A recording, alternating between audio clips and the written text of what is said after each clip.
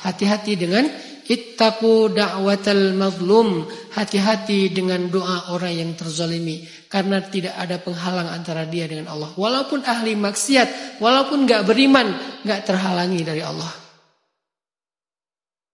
Cuman kalau saya, mumpung lagi terzalimi, di mana doa kita diijabah, saya daripada ngedoain orangnya, mending saya doain diri saya sendiri.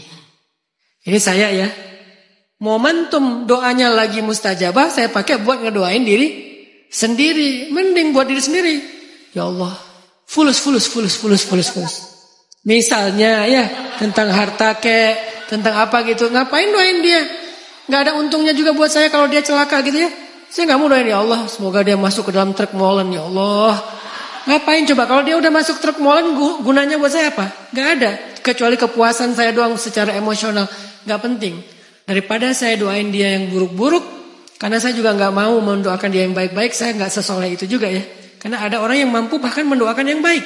Idfa' billatihi ahsan, balaslah keburukan dengan kebaikan. Itu keren banget sih. Saya tidak di level itu. Saya di level gak mau mendoakan yang buruk, gak mau mendoakan yang baik. Mending saya pakai kesempatan itu mendoakan diri saya sendiri. Ya Allah, ampuni dosa saya. Ya Allah, masukkan saya ke surga. Ya Allah, beri saya husnul khotimah. Setelah semuanya baru ya Allah fulus. Allah alam. Nanti di surga boleh nggak saya meminta jodoh orang? Kan itu vulgarnya ya. Insya Allah ahli surga nggak akan melakukan itu. Ahli surga tidak akan meminta itu. Yang namanya orang udah masuk surga, itu udah orang sebaik-baik manusia, sebaik-baik makhluk. Gak mungkin dia menginginkan jodoh orang lain. Kenapa? Karena udah di dalam surga. Pertama, dia gak mungkin meminta itu. Kedua, gak mungkin kepikiran itu. Kenapa? Karena dia udah diberikan pasangan yang akan menghilangkan semua rasa ingin kepada yang lain. Karena pasangannya adalah yang terbaik untuk dia. Dia akan dipuaskan. Kalau dia masih meminta yang lain, berarti belum memenuhi syarat surga. Sementara syarat surga itu puas. La khaufun alaihim walahum yahzanun. Tidak ada lagi keluh kesah di surga. Puas banget dengan semua anugerah dan rezeki dari Allah. Sehingga gak mungkin ada orang yang menginginkan sesuatu yang ada pada diri orang lain, yang disebut dengan rasa iri, cemburu. Kalau itu dia di surga, gak mungkin. Karena itu bukan sifat surga, itu sifat dunia.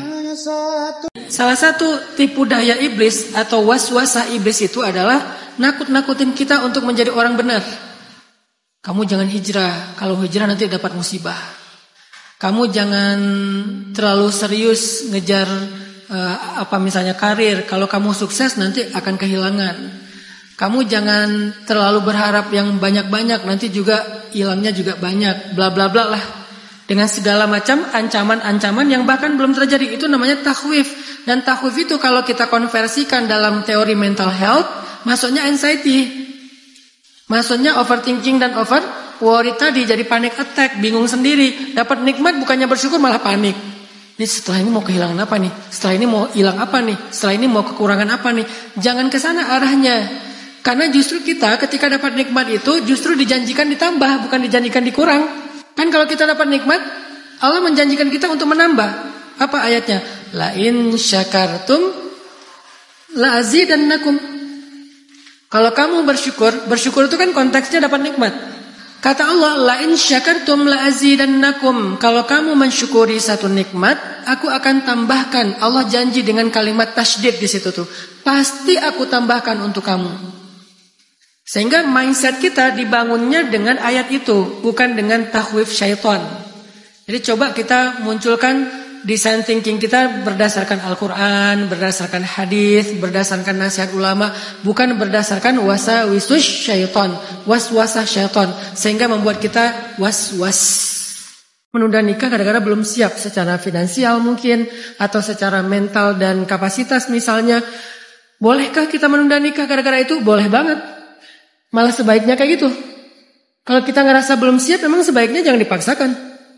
Dan kesiapan ini bukan hanya finansial, kesiapan mental, kesiapan finansial, kesiapan kapasitas. Kapasitas ini kayak misalnya ilmu kita sebagai seorang suami, sebagai seorang istri, sebagai seorang ayah, sebagai seorang ibu. Hari ini banyak anak muda yang ngerasa bahwa siap menikah itu artinya siap menjadi suami istri. Padahal baru disebut siap itu kalau dia juga siap menjadi calon ayah dan calon ibu. Jadi kalau kita belum punya kapasitas untuk menjadi calon ayah dan ibu, berarti kita belum siap untuk menikah sebetulnya. Karena menikah itu bukan hanya untuk menjalani kehidupan berdua. Menikah itu berarti kita akan diberikan amanah keturunan. Walaupun setiap orang punya waktu yang berbeda-beda, tetapi itu akan diberikan kepada kita. Udah siap belum dengan semua amanah itu? Nah, ini bagian dari kesiapan. Kalau belum siap, tunda bukan untuk menolak pernikahan, tapi tunda untuk mempersiapkan diri lebih matang. Ada dua laki-laki yang datang melamar dia, yang satu kaya, yang satu miskin.